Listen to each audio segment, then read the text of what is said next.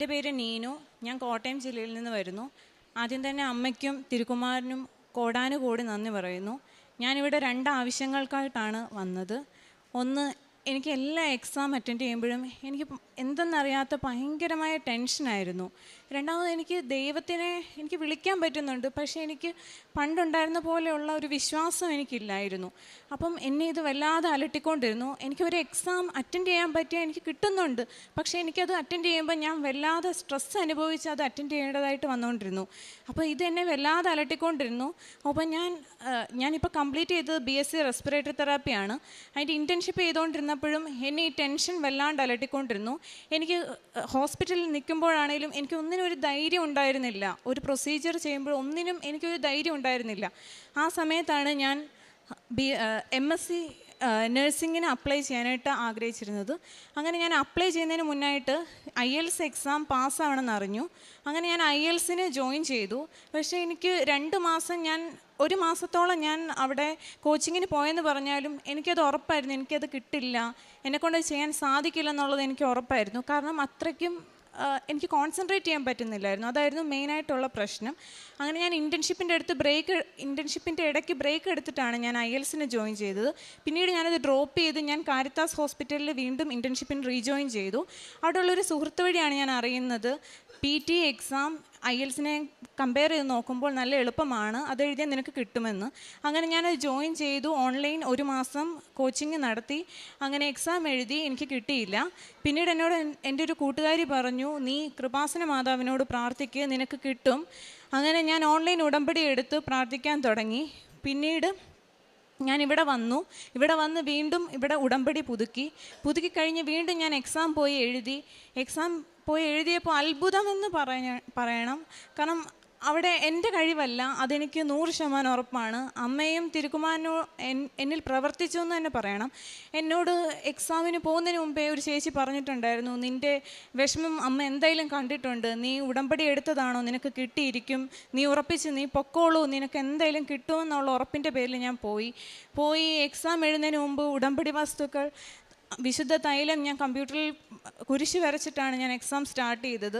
Exam start ചെയ്തപ്പോൾ വീണ്ടും ടെൻഷൻ്റെ പ്രശ്നം തുടങ്ങി. എനിക്കൊന്നും സ്പീക്കിംഗ് ഒക്കെ എൻ്റെ നാക്കിടറി പോകുന്നുണ്ടായിരുന്നു. എനിക്ക് ലിസണിങ് എനിക്ക് ശ്രദ്ധിക്കാൻ പറ്റുന്നില്ലായിരുന്നു. റീഡിങ് ഒട്ടും എനിക്ക് ചെയ്യാൻ പറ്റിയില്ല. റീഡിങ്ങാണ് എനിക്ക് ഏറ്റവും വലിയ റിസൾട്ട് വന്നപ്പോൾ ഏറ്റവും അത്ഭുതമായി മാറിയത്. അങ്ങനെ ഞാൻ എക്സാം എഴുതി. ഞങ്ങൾ 3 പേരാണ് എക്സാം എഴുതാൻ പോയത്. തിരിച്ച് വന്നപ്പോൾ ഞാൻ മാത്രം ട്രെയിനിലിരുന്ന് കരയുക. ബാക്കി 2 പേർക്കും റിസൾട്ട് വന്നു, അവർ പാസ്സായി. എനിക്ക് മാത്രം വരുന്നില്ല. ഈ എക്സാം എഴുതിയ 2 ദിവസം ചിലർക്ക് 1 ദിവസത്തിനുള്ളിൽ വരും, ചിലർക്ക് 2 ദിവസം, അതിന് അപ്പുറത്തോട്ട് മിക്കപ്പോഴും പോകാറില്ല. പക്ഷേ എനിക്ക് 5 ദിവസമായിട്ടും വരുന്നില്ല. 6ാമത്തെ ദിവസം എനിക്ക് ദിവസവും ഞാൻ കരച്ചിലും പ്രയറും അമ്മേനെ ഇങ്ങനെ പ്രാർത്ഥിച്ചുകൊണ്ട് തന്നെ ഇരിക്കുമായിരുന്നു. അങ്ങനെ 6ാമത്തെ ദിവസം എന്നോട് ആ ചേച്ചി വിളിച്ചിട്ട് പറഞ്ഞു, നീ പേടിക്കണ്ട, നിനക്ക് എന്തായാലും കിട്ടും, നിന്നെക്കൊണ്ട് സാധിക്കാത്ത അമ്മയ്ക്ക് സാധ്യമാണ്, നീ എക്സാം എഴുതിയില്ലേ വേണ്ട, നീ പ്രാർത്ഥിക്കുക, അമ്മയ്ക്ക് സാധിക്കും എന്ന് തന്നെ പറഞ്ഞ് പ്രാർത്ഥിക്കാൻ പറഞ്ഞു. ഞാൻ അങ്ങനെ തന്നെ പ്രാർത്ഥിച്ചു. എന്നെക്കൊണ്ട് പറ്റത്തില്ല, ഞാനത് എഴുതിയിട്ടില്ല, എനിക്ക് ഒട്ടും അറ്റൻഡ് ചെയ്യാൻ പറ്റിയിട്ടില്ല. ലാസ്റ്റ് ടൈം എഴുതിയതിനെ കഴിഞ്ഞ് ടഫായിട്ടാണ് എനിക്ക് അനുഭവപ്പെട്ടത്. അതുകൊണ്ട് എന്നെക്കൊണ്ട് പറ്റത്തില്ല, അമ്മയ്ക്ക് താല്പര്യമുണ്ടെങ്കിൽ അല്ലെങ്കിൽ അമ്മയ്ക്ക് എന്നോട് സ്നേഹമുണ്ടെങ്കിൽ, അങ്ങനെ തന്നെ ഞാൻ പറഞ്ഞു, അമ്മയ്ക്ക് എന്നോട് സ്നേഹമുണ്ടെങ്കിൽ അമ്മ ഇല്ലെങ്കിൽ എന്നെ ഇഷ്ടപ്പെടുന്നില്ലെന്ന് ഞാൻ വിചാരിച്ചോളാം. അങ്ങനെ പറഞ്ഞ് ഞാൻ പ്രാർത്ഥിച്ചു. അന്ന് ഞാൻ എനിക്ക് വൈകുന്നേരം മെസ്സേജ് വന്നു, റിസൾട്ട് വന്നിട്ടുണ്ടെന്ന് പറഞ്ഞിട്ട്. അങ്ങനെ ഞാൻ പ്രത്യക്ഷീകരണ പ്രാർത്ഥനയൊല്ലി ഞാൻ ഓപ്പണാക്കി. എനിക്ക് പറയാൻ പറ്റത്തില്ല, കാരണം അത്രയും മിറാക്കിളാണ് അവിടെ സംഭവിച്ചത്. ഞാൻ ഉദ്ദേശിച്ചതിൽ നല്ല മാർക്ക്, ഞാൻ പ്രതീക്ഷിച്ചത് ഏറ്റവും ലോവസ്റ്റ് മാർക്കാണ്, പക്ഷേ എനിക്ക് വേണ്ട ആ മാർക്ക് എനിക്ക് തന്ന് അമ്മ എന്നെ, അതും റീഡിങ്ങിന് എനിക്ക് 74 മാർക്കുണ്ടായിരുന്നു. ഏറ്റവും പാടായിരുന്ന ഒരു മൊഡ്യൂളിന് എനിക്ക് അത്രയും മാർക്ക് തന്ന് എന്നെ ഉയർത്തി. ഞാൻ ആഗ്രഹിച്ചതിലും അപ്പുറത്ത് എന്നെ അനുഗ്രഹിച്ചു. അത് കഴിഞ്ഞ് എൻ്റെ ഫ്രണ്ട്സിനെല്ലാം ജോലിയായിട്ടുണ്ടായിരുന്നു, ഞാൻ മാത്രം ഈ എബ്രോഡ് സ്റ്റഡീസ് എന്ന് പറഞ്ഞിങ്ങനെ നിൽക്കുമായിരുന്നു. അപ്പം ഞാൻ പ്രാർത്ഥിച്ചു, അമ്മേ എനിക്ക് മാത്രം ജോലിയില്ല, എല്ലാവർക്കും ഉണ്ടല്ലോ, ഞാൻ എന്താ ചെയ്യുന്നത്, എനിക്ക് വീട്ടുകാരെ സഹായിക്കാൻ പറ്റുന്നില്ലല്ലോ എന്നുള്ള ഒരു സങ്കടത്തിൽ ഇങ്ങനെ ഇരുന്ന്. അപ്പോൾ എന്നെ ഇൻസ്റ്റിറ്റ്യൂട്ടിൽ നിന്ന് വിളിച്ചു, നീനൂടെ പഠിപ്പിക്കാൻ വരാമോ എന്ന് ചോദിച്ചിട്ട്. ഞാൻ പറഞ്ഞു പഠിപ്പിക്കാൻ വരാൻ പറ്റില്ല, പക്ഷേ എനിക്ക് ഓൺലൈനായിട്ട് സ്റ്റുഡൻസിനെ തരാമോ എന്ന് ചോദിച്ചു. അങ്ങനെ അവർ പറഞ്ഞു സ്റ്റുഡൻസിനെ തരാമെന്ന് പറഞ്ഞു. അങ്ങനെ എനിക്ക് ഒരു മാസത്തേക്ക് 5-6 സ്റ്റുഡൻസിന് കിട്ടി. അങ്ങനെ എനിക്ക് എൻ്റെ ഫ്രണ്ട്സിനൊക്കെ കിട്ടുന്നത് 15,000 രൂപയൊക്കെ ആയിരുന്നു സാലറി. പക്ഷേ എനിക്ക് 25,000 രൂപ എല്ലാവരുടെ കയ്യിൽ നിന്നും എനിക്ക് കിട്ടി. അങ്ങനെ എന്നെ ഒത്തിരി സഹായിച്ചു. എനിക്കിവിടെ പറയാനുള്ളത് അമ്മ എന്ന് പറഞ്ഞാൽ സ്നേഹമാണ്. കാരണം നമ്മൾ വിഷമിച്ചിരിക്കുമ്പോൾ നമ്മളെ ചേർത്ത് പിടിക്കുവാണ് അമ്മ. എനിക്കതാണ് പറയാനുള്ളത് നിങ്ങളോട്. ഞാൻ എൻ്റെ ഈ ടെൻഷൻ വെച്ചിട്ട് ഞാൻ എപ്പോഴും പ്രാർത്ഥിക്കും. ദിവസവും ഇരുന്ന് കരയുമായിരുന്നു. എന്തുകൊണ്ടാണ് എനിക്ക് മാത്രം ഇങ്ങനെ ടെൻഷൻ, ഞാൻ എന്തുകൊണ്ട് ഇങ്ങനെ എപ്പോഴും ഇന്ന് കരയുന്നത്, ഒരു തൊട്ടാവാടിയായി പോകുന്നതെന്ന് ഓർത്ത് ഞാൻ കരയുമായിരുന്നു. പക്ഷെ പിന്നീട് എനിക്ക് ഭയങ്കര ഈ ഉടമ്പടി എടുത്തതിന് ശേഷമാണ് അമ്മ എൻ്റെ കൂടെ ഉണ്ടല്ലോ, പിന്നെ ഞാൻ എന്തിനാ പേടിക്കുന്നത്, ആ ഒരു ഫീലിംഗ് ആയിരുന്നു എനിക്കുണ്ടായിരുന്നത്. എവിടെ പോയാലും ഞാൻ അങ്ങനെ ഒരു ഫീലിങ്ങോട് തന്നെ ഞാൻ പോകുമായിരുന്നു. ഞാൻ ഭയങ്കര കോൺഫിഡൻ്റായി മാറി ഗ്രാജുവലി. കാരണം അമ്മയുണ്ടല്ലോ, പിന്നെ എന്തിനാ പേടിക്കുന്നത്, ഈശോയുടെ മധ്യസ്ഥയാണല്ലോ അമ്മ, അല്ലെങ്കിൽ അമ്മയെ കൊണ്ടൊന്നും അസാധ്യമല്ലല്ലോ, ഈശോയെ അമ്മയെ എന്തായാലും എനിക്ക് ഞാൻ ആഗ്രഹിക്കുന്ന തരുമല്ലോ, പിന്നെന്താ ഞാൻ എന്തിനാ പേടിക്കുന്നത്, എനിക്ക് മുന്നേ അവർ പോകുന്നുണ്ടല്ലോ. ആ ഒരു ഫീലിംഗ് വന്നു തുടങ്ങി. പിന്നെ എൻ്റെ മനസ്സിലതങ്ങ് പതിഞ്ഞു. പിന്നീട് എനിക്ക് എവിടെ പോകുമ്പോഴും എനിക്ക് പേടിയില്ല. പണ്ടൊക്കെ എനിക്ക് ഒറ്റയ്ക്ക് എല്ലായിടത്തും പോകാൻ പേടിയായിരുന്നു. പക്ഷേ ഈ ഒരു ഫീലിംഗ് വന്നതിന് ശേഷം ഞാൻ എല്ലായിടത്തും കോൺഫിഡൻ്റ് ആയിട്ട് ഞാൻ പോകാൻ തുടങ്ങി. അതും ഒരു സാക്ഷ്യം തന്നെയാണ്. ഇതോടൊപ്പം തന്നെ ഞാൻ ആത്മീയമായിട്ട് ഒത്തിരി വളർന്നു.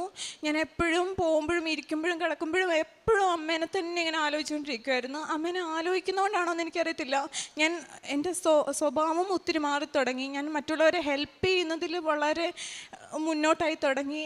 ആരും എൻ്റെ മുന്നിൽ നിന്ന് വിഷമിക്കുന്ന കണ്ടാലും ഒരു വാക്കുകൊണ്ടാണെങ്കിൽ പോലും അവരെ ആശ്വസിപ്പിക്കാൻ എനിക്കൊരു മനസ്സായി തുടങ്ങി.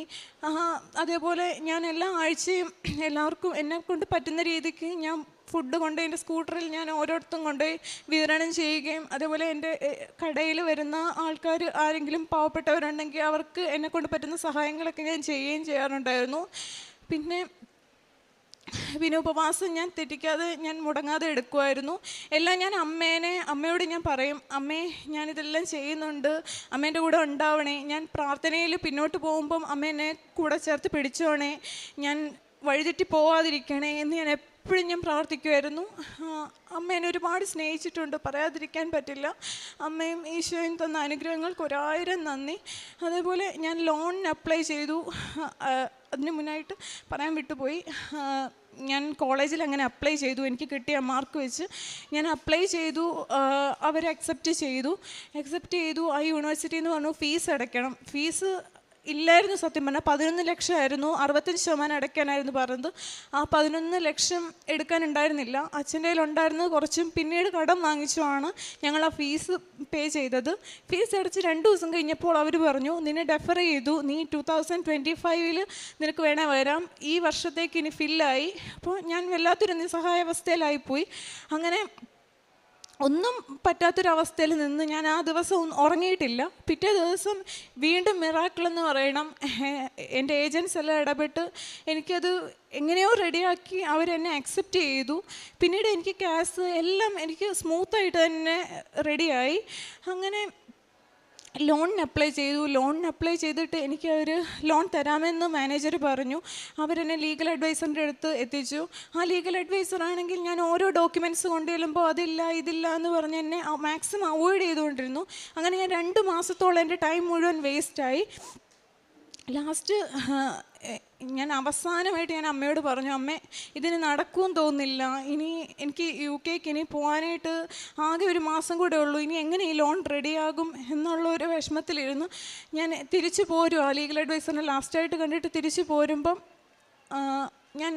എന്നോട് ഏതോ ഒരു ഫ്രണ്ട് പറഞ്ഞിട്ടുണ്ട്, നീ ഈ മാനേജറെ ഒന്ന് വിളിച്ച് നോക്ക്, പുള്ളി സ്റ്റുഡൻറ്റ് കൗൺസിലറാണ്, നിന്നെ സഹായിക്കാൻ പുള്ളിക്ക് പറ്റുമെന്ന് എന്നോട് കൂട്ടുകാർ പറഞ്ഞിട്ടുണ്ടായിരുന്നു.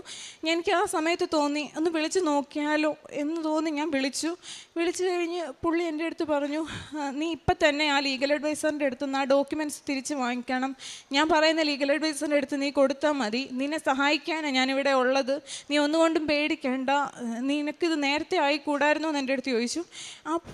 അദ്ദേഹം പറഞ്ഞ ആ വാക്കുകൾ എനിക്ക് തോന്നിയത് അത് മാതാവ് തന്നെയായിരുന്നു. കാരണം ഞാൻ ഇതിൻ്റെ പുറകെ ഓടി ഓടി ഓടി മടുത്തിട്ടുണ്ടായിരുന്നു. അപ്പോൾ അത് മാതാവ് തന്നെയാണ്. കാരണം എൻ്റെ വേദന കണ്ടിട്ട് മാതാവ് അവിടെ ഇടപെട്ടതാണെന്നാണ് ഞാൻ വിശ്വസിക്കുന്നത്, പൂർണ്ണമായിട്ടും വിശ്വസിക്കുന്നത്. അങ്ങനെ ഞാൻ അദ്ദേഹം പറഞ്ഞ പ്രകാരം ഞാൻ എല്ലാം ചെയ്തു. ഒരു 2 വീക്ക് അതിൽ കൂടുതൽ എടുത്തില്ല എല്ലാം സെറ്റാവാനായിട്ട്. എല്ലാം സക്സസ്ഫുള്ളി ശരിയായി.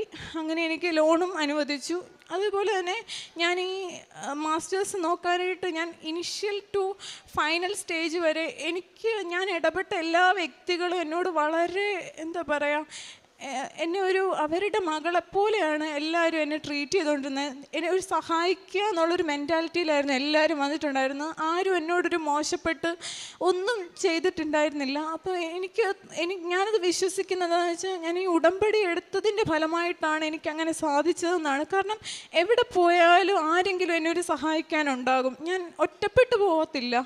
എവിടെ പോയാലും ഒരാളൊരു കൈസഹായത്തിന് എനിക്കുണ്ടാവും. ഒന്നും സ്റ്റക്കായിട്ട് എനിക്ക് നിൽക്കേണ്ട വന്നിട്ടില്ല. എല്ലാം വഴി ഇങ്ങനെ ആരോ തുറന്ന് വെച്ചിരിക്കുന്ന പോലെ എനിക്ക് തോന്നുന്നുണ്ടായിരുന്നു.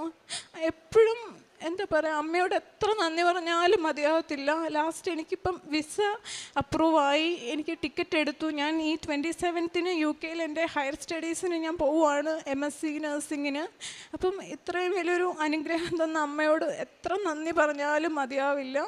ഇവിടെ ഞാൻ അമ്മയോട് പറഞ്ഞിട്ടുണ്ടായിരുന്നു, അമ്മേ എനിക്കിതെല്ലാം സ്മൂത്തായി ചെയ്തു തരുമെന്ന് എനിക്കറിയാം, എന്നാലും ഞാൻ പറയുവാണ്, ഞാനിവിടെ വന്ന് അമ്മയോട് സാക്ഷ്യം പറഞ്ഞോളാം എന്ന് ഞാൻ പറഞ്ഞിട്ടുണ്ടായിരുന്നു. ഇവിടെ എത്തിച്ചതിന് തന്നെ അമ്മയോട് ഞാൻ ആദ്യം തന്നെ 1000 നന്ദി പറയുന്നു. ഇവിടെ നിന്നിങ്ങനെ പറയുക എന്നുള്ളത് തന്നെ ഒരു ഭാഗ്യമായിട്ടാണ് ഞാൻ കരുതുന്നത്. കാരണം അമ്മേനെ സാക്ഷ്യപ്പെടുത്തുക, അല്ലെങ്കിൽ എനിക്ക് ആ ഒരു ഭാഗ്യം കിട്ടിയല്ലോ, അല്ലെങ്കിൽ അമ്മ എന്നെ എത്ര സഹായിച്ചല്ലോ എന്ന് ഓർക്കുമ്പോൾ തന്നെ അതൊരു ഭാഗ്യമായിട്ടാണ് ഞാൻ കാണുന്നത്. ഇനിയും അങ്ങോട്ട് എൻ്റെ കൂടെ എൻ്റെ അമ്മ ഉണ്ടാകും, അതെനിക്ക് പൂർണ്ണ ബോധ്യവും വിശ്വാസവും ഉണ്ട്. ഇനി അങ്ങോട്ടുള്ള യാത്രയും കുറേ കഠിനമായിട്ടുള്ളതാണ്, അതെനിക്ക് പൂർണ്ണമായിട്ട് അറിയാം. പക്ഷേ അപ്പോഴും ഞാൻ എൻ്റെ അമ്മയും ഈശോയെ ഞാൻ ഒരിക്കലും വിടില്ല. അവരെൻ്റെ കൂടെ ഉണ്ട്. എനിക്കിത്ര അനുഗ്രഹങ്ങൾ തന്നത് അവരാണ്. അവരൊരിക്കലും എനിക്ക് മറക്കാനും പറ്റില്ല. അവരെ ഞാൻ എന്നും എന്നോട് കൂടി ചേർത്ത് വെച്ചിരിക്കും. 1000 നന്ദി അമ്മേ, ഈശോയെ. യോഹന്നാൻ്റെ വിശുദ്ധ സുവിശേഷം 1-ാം അധ്യായത്തിൽ അവൻ ആദിയിൽ ദൈവത്തോടു കൂടിയായിരുന്നു, സമസ്തവും അവനിലൂടെ ഉണ്ടായി, ഒന്നും അവനെ കൂടാതെ ഉണ്ടായിട്ടില്ല. അവനിൽ ജീവൻ ഉണ്ടായിരുന്നു, ആ ജീവൻ മനുഷ്യരുടെ വെളിച്ചമായിരുന്നു. ആ വെളിച്ചം ഇരുളിൽ പ്രകാശിക്കുന്നു, അതിനെ കീഴടക്കാൻ ഇരുളിന് കഴിഞ്ഞില്ല. എൻ്റെ ജീവിതം ഇരുട്ടുകൊണ്ട് നിറഞ്ഞതായിരുന്നു. ആ ഇരുട്ട് എന്നെ എത്രമാത്രം പേടിപ്പെടുത്തി, ഭയമായിരുന്നു, ആകെ ഒരു അസ്വസ്ഥത. അങ്ങനെയുള്ള അവസ്ഥയിൽ നിന്ന് ഇന്ന് നീനു ഇവിടെ വന്ന് എനിക്ക് അമ്മയും ഈശോയുമാണ് ജീവിതത്തിലെല്ലാം, ഞാൻ ഒരിക്കലും ഈ സന്നിധി വിട്ടുപോകില്ല. കിട്ടിയ കൃപകൾ, അത് കൃപകളായി തന്നെ ഈ മകൾ സ്വീകരിക്കുമ്പോൾ ദൈവം എത്ര കരുതലുള്ളവൻ, പരിശുദ്ധ അമ്മ എത്ര സ്നേഹമായി